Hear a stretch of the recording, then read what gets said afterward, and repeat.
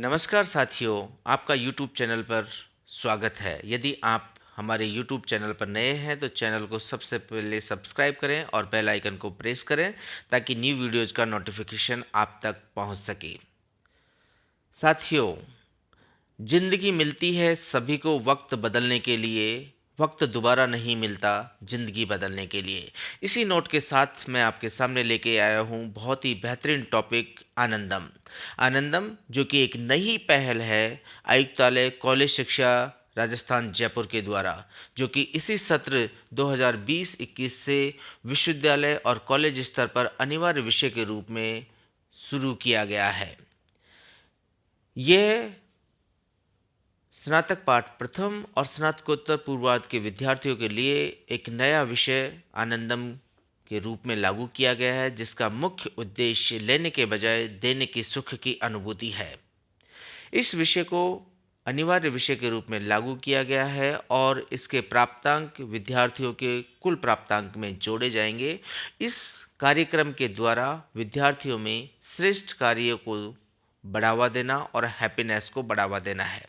अभी तक ये अनुभव किया गया है कि सामाजिक ढांचे में ऊपर उठने के लिए ज़्यादा से ज़्यादा धन संग्रह पर जोर दिया जाता है और इससे देने का भाव छूट जाता है।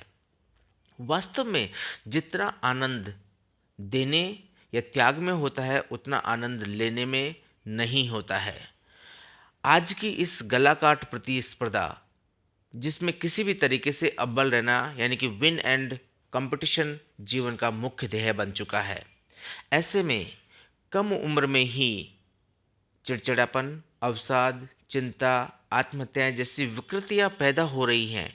ऐसे में विद्यार्थियों में आत्मविश्वास, संतुष्टि, शांति, तृप्ति का भाव विकसित करने के लिए सह शैक्षणिक गतिविधियों को बढ़ावा देना ताकि छात्रों का समग्र व्यक्तित्व विकास हो सके।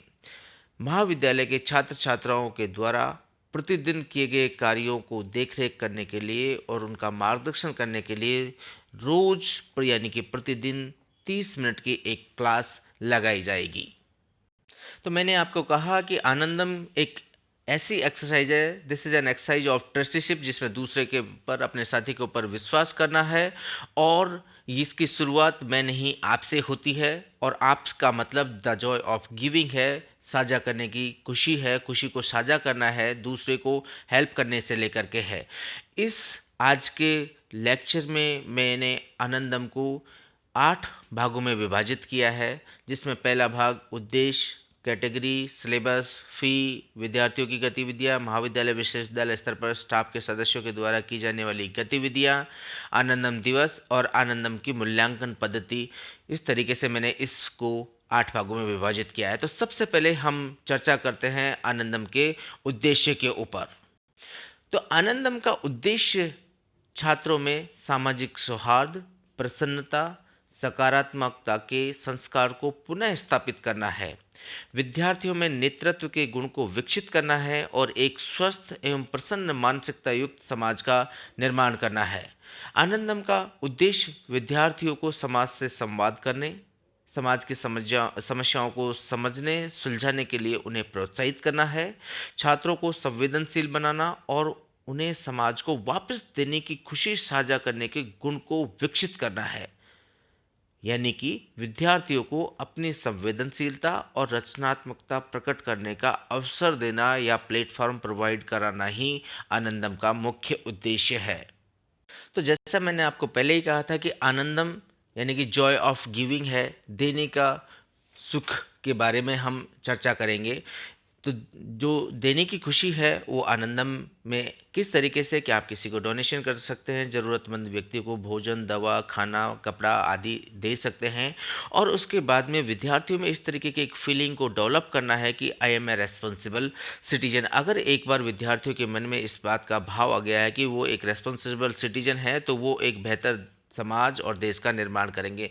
हमेशा इस कार्यक्रम के मार्फत हम एक दूसरे की मदद करके साथ ही हाथ बढ़ाने वाली एक जो प्रवर्ब है उसको लेकर के आगे बढ़ाना है, हमें समाज का विकास करना है और ज़रूरतमंद व्यक्तियों की मदद करना है। बुजुर्ग, बच्चे, महिलाएं, कोई भी हो, उनको जहाँ जैसा मौका मिले उनको अपनी सीट ऑफर करना है, उनको रोड पार करवाना है, किसी भी तरीके का ऐसा कार्य करना जिनसे कि एक परोपकार की भावना डेवलप हो। ये आनंदम का मुख्य उद्देश्य है। आनंदम के माध्यम से छात्रों में एक जो भी क्रियाकलाप करेंगे उनको एक दैनिक गतिविधि में वो रजिस्टर करेंगे और इसके माध्यम से आनंदम का जो ये मुख्य उद्देश्य है, इसके तहत बच्चों को समस्याओं को सुलझाने और उनके अंदर एक प्रोत्साहन की भावनाओं को उजागर करना है। एक दूसरे का सहयोग करके किस तरीके से हम एक से जुड़ करके दूसरा, यानी कि आनंदम के द्वारा छात्रों को एक दूसरे से जुड़कर संवाद करने और समाज की समस्याओं को सुलझाने के लिए ही इसका मुख्य उद्देश्य है। देखिए, जुड़ करके जो कोई बच्चा मतलब सब एक कार्य को बढ़ा सकते हैं, यानी कि आगे उसको प्रोन्नत कर सकते हैं। किसी भी समस्या को सुलझाने के लिए इसमें बच्चों को मोटिवेट किया जाएगा कि आप एक से बढ़कर एक, यानी कि एक क्रिएटिविटी और सेंसिटिविटी को यहाँ पर एक्सपोज करना है बच्चों को, ताकि ये मौका मिले कि वो आगे बढ़ कर के और अच्छा कुछ ना कुछ नया कर सकें। इस प्रोग्राम के मार्फत, यानी कि इस विषय के मार्फत जॉय ऑफ गिविंग, जैसा मैंने कहा, जॉय ऑफ गिविंग के सिद्धांत के ऊपर आधारित है। तो स्टूडेंट का इसमें न केवल इंडिविजुअल बल्कि सर्वांगीण विकास होगा, सामाजिक विकास होगा, साथ ही छात्रों में मौलिक, नैतिक और शैक्षणिक गतिविधियों की या शैक्षणिकता की ग्रूमिंग होगी। इसके साथ साथ उनका सर्वांगीण विकास होगा और इसकी वजह से उनके अंदर एक लीडरशिप की क्वालिटी जागृत होगी और इसकी वजह से उन्हें एक समाज में नया स्थान मिलेगा और वो सोसाइटी को या हमारे समाज को, हमारे देश को ऊंचाइयों की तरफ लेके जाएगा। तो इस सिलेबस के द्वारा बच्चों में एक ऐसी भावना को विकसित करना है ताकि वो एक नए समाज का निर्माण कर सके। साथ ही बच्चों में बंधुत्व की भावना, ब्रदरहुडशिप, सामाजिक सौहार्द, सकारात्मकता का विकास करना है और प्रसन्नता के साथ साथ उनको values, ethics, code of conducts को री एस्टेब्लिश करने का प्रयास करना है। तो इस आनंदम विषय का या आनंदम का हमारा जो मुख्य उद्देश्य है उसको ये है कि बच्चों के अंदर एक क्वालिटीज़ को डेवलप करना है जिसकी वजह से वो एक स्वस्थ समाज, प्रदेश और राष्ट्र का निर्माण कर सके। अगर बच्चों में एक स्वस्थ सामाजिक संस्कार जागृत होंगे तो वो खुद तो स्वस्थ रहेगा, एक ऐसा वातावरण क्रिएट करेगा जिसकी वजह से आने वाली जो हमारी जनरेशन है वो और ज़्यादा खुश, प्रसन्न और अच्छा महसूस करेगी। अगर हम इस कोर्स की कैटेगरी के बारे में चर्चा करें तो इस कोर्स की कैटेगरी में आप बात करेंगे कि आनंदम में जो प्राप्तांक हैं वो कुल प्रतिशत की गणना करने के लिए जोड़े जाएंगे और वो आपके डिवीजन को प्रभावित करेंगे। मैंने आपको पहले ही कहा कि ये स्नातक प्रथम वर्ष और स्नातकोत्तर पूर्वार्ध के विद्यार्थियों के लिए है, लेकिन ये उत्तरोत्तर यानी कि अभी फर्स्ट ईयर में आपके सामने इंट्रोड्यूस किया है, फिर जैसे ही आप सेकेंड ईयर में जाएंगे, सेकेंड ईयर में ऑटोमेटिकली आपके साथ में ये कैरी फॉरवर्ड हो जाएगा, फिर थर्ड ईयर में भी आपके सामने रहेगा, यानी कि तीनों साल ये आपके साथ में रहने वाला है। इसी तरीके से पीजी में भी प्रीवियस और फिर फाइनल में आपके साथ में रहने वाला है।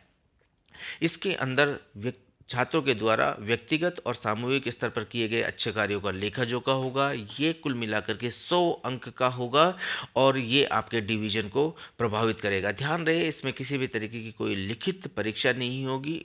अगर हम मूल्यांकन की बात करें तो मूल्यांकन पद्धति इसके अंदर व्यक्तिगत और सामूहिक सामूहिक जो परियोजनाएं, ग्रुप एक्टिविटीज़ की है उनके आधार पर की जाएंगी। किसी भी विद्यार्थी को इसके लिए अनुत्तीर्ण नहीं किया जाएगा।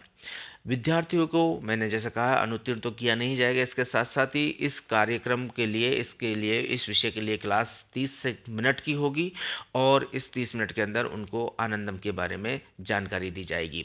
महाविद्यालय स्तर पर आनंदम विषय का कोई शुल्क नहीं लिया जाएगा, लेकिन प्रायोगिक विषय के रूप में अगर विश्वविद्यालय चाहे तो उस बच्चों से किसी भी तरीके की शुल्क ले सकता है, लेकिन इसका निर्णय ये बाद में होगा। अगर हम इस आनंदम की गतिविधियों की बात करें तो आनंदम में 2 प्रकार की गतिविधियां मैंने आपको पहले ही कहा, व्यक्तिगत यानी इंडिविजुअल एक्टिविटी और दूसरी सामूहिक एक्टिविटी यानी कि ग्रुप एक्टिविटी।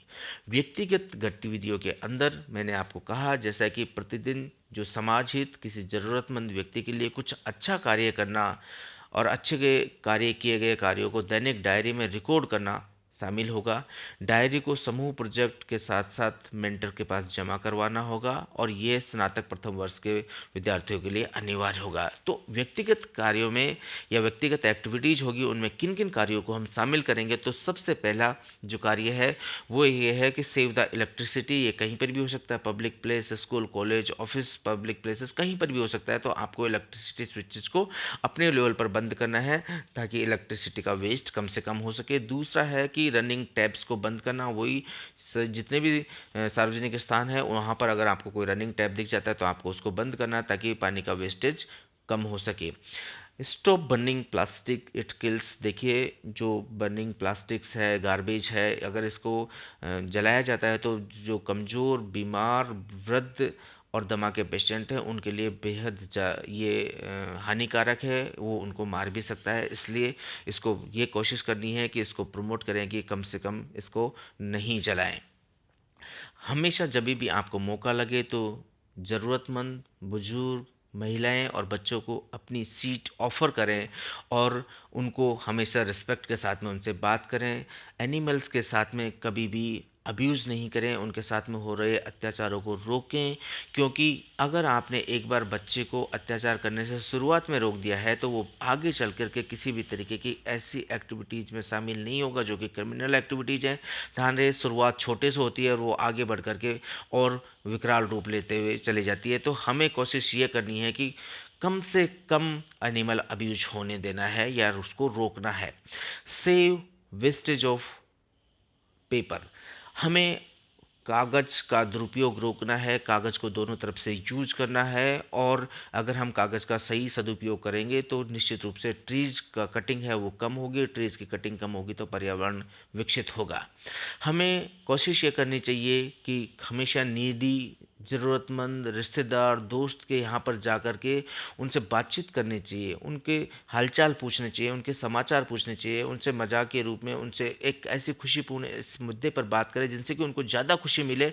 तो वो आपको दुआएं देंगे, ब्लेसिंग्स देंगे और वो आपके जीवन में उत्तरोत्तर वृद्धि करने के लिए मदद करेगा। Stop teasing and harassment of womens. महिलाओं के साथ किसी भी तरीके की छेड़खानी को रोकना और किसी भी तरीके का अपशब्द उनके साथ में यूज नहीं किया जाए। प्लांट सैम्पलिंग को प्रमोट करना, ताकि आप प्लांट सैम्पलिंग करना ही नहीं, उनमें पानी देना, यानी कि पानी भी देना उनको, प्लांट्स को जो है ट्रीज को वाटर भी देना है ताकि वो पूरी तरीके से सर्वाइवल हो सके। जितना ज़्यादा सर्वाइवल होगा हमारा पर्यावरण उतना ही अच्छा होगा। अपना वक्त निकालें अपने दोस्त, रिश्तेदार, किसी की भी मदद करने के लिए। जब भी आपको मौका लगता है तो आप उनकी मदद के लिए अपना समय निकालें और कोशिश करें कि अपने पड़ोसी और जितने भी नियर बाय हैं उनके लिए गुड डीड करें। ज़रूरतमंद को फूड, वाटर, मेडिसिन यानी कि भोजन, पानी और दवा की सप्लाई करें। कोरोना के दौरान लॉकडाउन में बहुत सारे मजदूर और ज़रूरतमंद व्यक्तियों की जिन लोगों ने मदद की है, और ऐसे वक्त में जो लोग मदद करते हैं तो बहुत खुशी मिलती है। जो जो देने की खुशी है वो कई गुना बेहतर हो जाती है। तो हमें जो ज़रूरतमंद को हेल्प करनी चाहिए।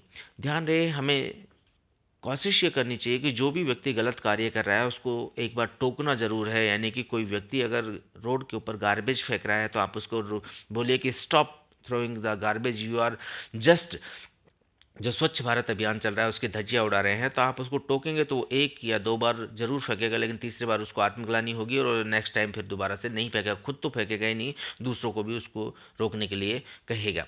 ज़रूरतमंद व्यक्तियों से, गरीब से, ऐसे हमेशा काइंडली और पोलाइटली, विनम्रता के साथ बात करें। ये आपके चरित्र को अच्छापन देगा और विनम्रता से बात करने से लोगों में एक अच्छी फीलिंग आएगी।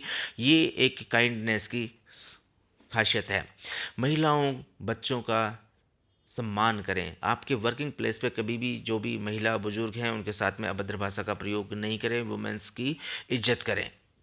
बच्चों के साथ में कभी भी लाउड और अब्यूजिंग लैंग्वेज का प्रयोग नहीं करें, क्योंकि बच्चे वही सीखते हैं जो कि बड़े उनके साथ में जैसा व्यवहार करते हैं। इसलिए वर्ड्सवर्थ ने बहुत सटीक कहा है कि a child is the father of a man. जैसा बाप बच्चे के साथ में करेगा वैसा ही बच्चा बड़ा होकर के अपने बच्चे के साथ में करना है वाला है। इसलिए कभी भी बच्चों के साथ में ऊंची और अब्यूजिंग आवाज़ में बात नहीं करनी चाहिए।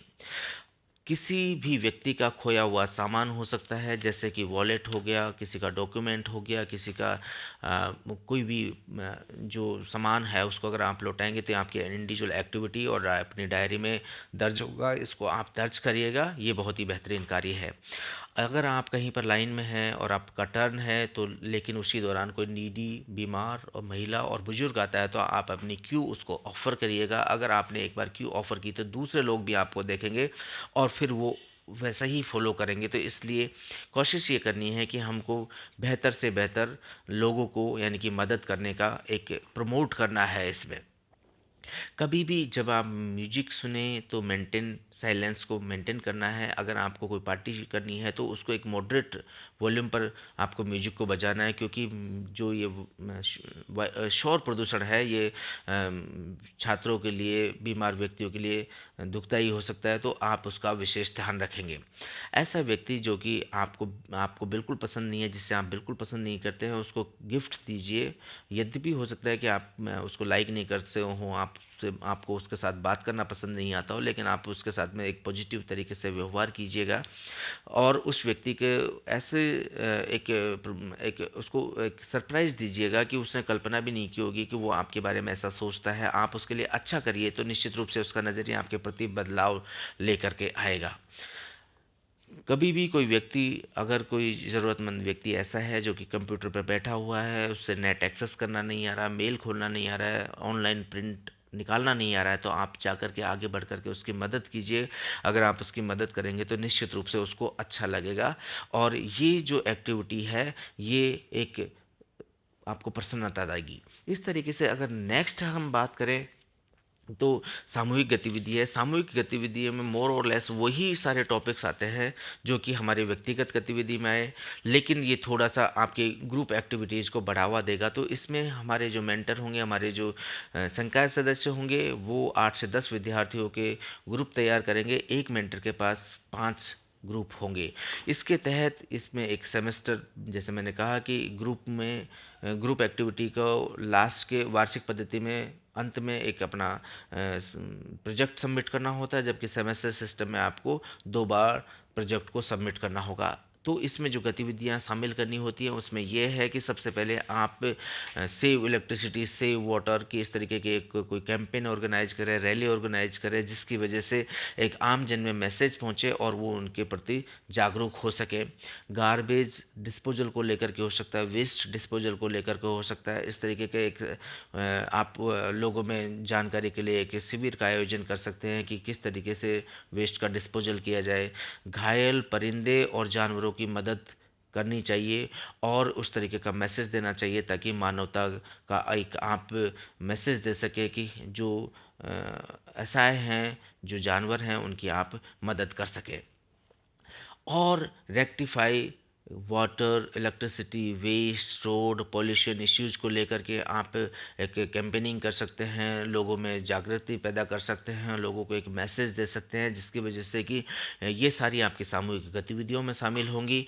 आप एक बैंक क्रिएट कर सकते हैं जिसमें कि फूड हो सकता है, बुक हो सकती है, क्लोथ्स हो सकते हैं, मोबाइल एसेसरीज हो सकती है, जो आप उन सबको कलेक्ट करके ज़रूरतमंद व्यक्तियों को उन तक पहुंचाने का कार्य करें। अगर इस तरीके की हेल्प आप करेंगे तो उनके लिए बहुत ही अच्छा होगा। सामूहिक गतिविधियों के अंदर आप अनऑथराइज कटिंग ऑफ ट्रीज है उसको रोकिएगा और इसकी वजह से आप पर्यावरण का जो हेल्प करने में, मतलब पर्यावरण को बचाने में आप मदद कर सकते हैं। प्लांटेशन कीजिए, एफोरेस्टेशन प्रोग्राम को प्रमोट करिएगा, जिसकी वजह से कि पर्यावरण प्रदूषण आज के दिन बढ़ता हुआ जा रहा है। तो जितना हम एफोरेस्टेशन करेंगे, जितना हम प्लांट्स को ट्री करेंगे, तो उसमें आपका जो है स्वच्छ हवा और शुद्ध वातावरण मिलेगा। आपके नियर बाय जितने भी कोई हेरिटेज स्टेशंस हैं, यानी कि जो हेरिटेज साइट्स हैं, आपको लगता है कि एक इस तरीके का जो पर्यटक स्थल है उसका जीर्णोद्धार किया जाना है, तो उसको मानचित्र पर आप प्रमोट कीजिए, उसके साइट्स पर जा करके उसका विज्ञापन कीजिए, जिसकी वजह से आपके उस क्षेत्र का लोग आकर के और विजिट करेंगे। विजिट करने के बाद में फिर वो आपको एक आपका क्षेत्र का विकास होगा। आप अपने नियर बाय जितने भी गवर्नमेंट हॉस्पिटल्स हैं वहाँ से टाई अप करके गरीब, असहाय और कमज़ोरों के लिए एक मेडिकल कैंप ऑर्गेनाइज करिए, और महिलाएं, बच्चियों के लिए एक स्वास्थ्य चेकअप गतिविधि का ऑर्गेनाइज करवाइए आपके ग्रुप के माध्यम से, तो जिससे कि उनका स्वास्थ्य परीक्षण समय पर हो सके। जो ड्रग्स एडिक्शन एडिक्शन हो सकता है, अल्कोहल डी एडिक्शन हो सकता है, इसको लेकर के भी आप एक कैंपेन शुरू कर सकते हैं। इसके अलावा जितने भी महिलाएं और बच्चे जो जेल में कैदियों के रूप में, उनके लिए वोकेशनल ट्रेनिंग प्रोग्राम को आपको ऑर्गेनाइज करना चाहिए, जिसकी वजह से वो और बेहतरीन तरीके से अपने जीवन पर आत्मनिर्भर हो सकें। जब वो अपना जो कैद है, सज़ा को भुगत करके जब बाहर निकल करके आएंगे तो वो आत्मनिर्भर बन सके और उन गतिविधियों को वो, यानी कि उन एक्टिविटीज़ को वो कर सके, ताकि दोबारा से वो क्रिमिनल एक्टिविटीज़ में अपने आप को इन्वॉल्व नहीं करें। इसके साथ साथ आपको एक छोटा सा एक कोऑपरेटिव सोसाइटी के रूप में एक आपको बैंक तैयार करना है, जिसकी वजह से आप स्मॉल स्केल के लोन लोगों को दे सकें। गरीब जो किसान है, मजदूर है, उनको आप हेल्प कर सकें। उनके लिए एक कहा जाएगा कि इस तरीके से कैंप करने को ऑर्गेनाइज करने से उनको कोई भी वो कार्य कर रहे हैं तो उनको प्रमोशन मिलेगा। बच्चों, बुजुर्ग, महिलाओं के साथ में किसी भी तरीके का कहीं हैरासमेंट हो रहा है तो आपको एक ग्रुप एक्टिविटीज़ में वहाँ पर जा कर के उन हैरासमेंट को रोकना है, स्लोगन्स लिखना है, रैली ऑर्गेनाइज करनी है और इसके जो दुर्गुण हैं उनके बारे में जानकारी देनी है। इसके साथ साथ हमें एक सामूहिक स्तर पर कैंप को ऑर्गेनाइज करना है, ताकि बच्चे, बुजुर्ग और महिलाओं के लिए अलग अलग आप योगा कैंप, मेडिटेशन कैंप को ऑर्गेनाइज करें, ताकि वो अपने स्वास्थ्य के प्रति जागरूक रहें। इसके अलावा मोटिवेट करें उनको हार्वेस्टिंग के लिए, रेन वाटर को सेव करने के लिए, सोलर एनर्जी के बारे में उनको बताएं, क्योंकि रेन वाटर हार्वेस्टिंग से आपका जो ग्राउंड वाटर लेवल है वो अप होगा, और इस तरीके से आपकी जो ये गतिविधि जो है एक एक समाज के लिए एक नया दर्पण निकल करके आएगा। साथ ही आपके जितने भी जो सामूहिक उद्यान हैं उनके अंदर आपको एक ऐसा ये कहा जाएगा कि उन सार्वजनिक स्थलों, पार्कों का रख रखाव आपको करना चाहिए, ताकि उनमें स्वच्छता और सैनिटेशन मेंटेन रहे। और training program, computer program, apps के बारे में आप अपने साथियों को इसके बारे में जानकारी दे सकते हैं, युवाओं को प्रशिक्षित कर सकते हैं। इसके साथ साथ राजस्थान सरकार का जो सबसे बड़ी मुहिम है बालिकाओं के सर्वांगीण विकास और सशक्तिकरण के लिए, बेटी बचाओ बेटी पढ़ाओ, जो एक सरकारी योजना है उसमें अपनी भागीदारी दें और बच्चियों के विकास के, सर्वांगीण विकास के लिए अपना अहम योगदान दें। ध्यान रहे, एक बेटी जो है समाज की निर्माता होती है। तो इस तरीके से अब आनंदम की जो गतिविधि आपने जो करवाई बच्चों के द्वारा, अब उसको अपना जो फैकल्टी मेंबर होगा, जो मेंटर हमने बनाया है, वो विद्यार्थियों का ग्रुप बना करके उनको प्रोजेक्ट और टॉपिक देगा, और प्रोजेक्ट और टॉपिक दे करके जो एक्टिविटीज़ बच्चों ने की है वो अपने जो बच्चे हैं छोटे छोटे वीडियोज़ बना करके व्हाट्सएप ग्रुप्स में शेयर करें उसका, और फिर वो अपना जो डायरी और जो प्रोजेक्ट रिपोर्ट देंगे तो उसको प्रोजेक्ट रिपोर्ट के असेसमेंट के लिए कॉलेज लेवल पर प्राचार्य महोदय के द्वारा प्रोजेक्ट असेसमेंट कमेटी का निर्माण किया जाएगा, और उसका जो नोडल ऑफिसर होगा वो फैकल्टी का सीनियर मेंबर होगा, जो कि आनंदम का नोडल ऑफिसर होगा। नोडल ऑफिसर जो है अपने एचओडीज को या कोर्स कोऑर्डिनेटर्स के साथ में एक सामंजस्य बिठाएंगे और एक सॉफ्ट कॉपी में रिपोर्ट तैयार करेंगे। वो रिपोर्ट तैयार करके आयुक्तालय कॉलेज शिक्षा निदेशालय को वो फॉरवर्ड करेंगे। तो आयुक्तालय कॉलेज शिक्षा निदेशालय को जब वो फॉरवर्ड करेंगे तो उसके बाद में उनका असेसमेंट किया जाएगा। तो ये असेसमेंट आयुक्तालय लेवल पर राज्य पुरस्कार के रूप में हो सकता है या महाविद्यालय के लेवल पर पुरस्कार के रूप में हो सकता है। तो हम इस तरीके का पुरस्कार बच्चों को दें जिसकी वजह से बच्चों में एक अच्छी प्रतियोगिता का निर्माण हो सके। अब आनंदम दिवस की अगर हम बात करें तो आनंदम दिवस प्रत्येक महीने के अंतिम सप्ताह में मनाया जाएगा। परियोजना की प्रगति का प्रदर्शन उसमें किया जाएगा, देने की खुशी के अनुभव की साझेदारी की जाएगी। अगर हम इसके अंकों का बारे में, मूल्यांकन के बारे में अगर चर्चा करें तो सेमेस्टर सिस्टम में ये 5 अंक का होगा, जो कि बच्चे अपने मेंटर को दैनिक डायरी प्रस्तुत करेंगे, वो 5 अंक का होगा। वार्षिक पद्धति में 10 अंक का होगा। परियोजना की रूपरेखा सेमेस्टर में 10 और वार्षिक पद्धति में 20 अंक की होगी। आनंद दिवस पर उपस्थिति और भागीदारी सेमेस्टर में 10 और वार्षिक पद्धति में 20 अंक की होगी। इस तरीके से ये 50 अंक का होगा। बाकी का जो 50 अंक है उसका ग्रुप प्रोजेक्ट के रूप में होगा, जो छात्रों के समूह के द्वारा जो नए प्रोजेक्ट और गतिविधियों के जो वीडियोज बनाए गए हैं वो 10 अंक के होंगे। और सेमेस्टर सिस्टम में 5 अंक के होंगे। सामाजिक गतिविधियाँ जो बच्चों ने की हैं वो गतिविधियाँ जो हैं उनका योगदान और उनकी सहभागिता एनुअल में 10 अंक की, सेमेस्टर में 5 अंक की, और समस्याओं का निस्तारण और चुनौतीपूर्ण मसलों पर जो कार्य किए गए हैं, रचनात्मक कार्य किए गए हैं, वो 30 अंक के होंगे वार्षिक पद्धति में, और सेमेस्टर पद्धति में ये 15 अंक के होंगे। इस तरीके से वार्षिक पद्धति में 50 अंक और सेमेस्टर सिस्टम में 25 अंक के ये होंगे। Thank you. ये वीडियो आपको कैसा लगा? मैंने प्रयास किया है आपको बेहतरीन जानकारी इसके बारे में देने की। आपको ये वीडियो अगर अच्छा लगा हो तो प्लीज़ लाइक शेयर सब्सक्राइब कीजिएगा, और इसी नोट के साथ में मैं अपना वीडियो समाप्त करता हूँ। जय हिंद।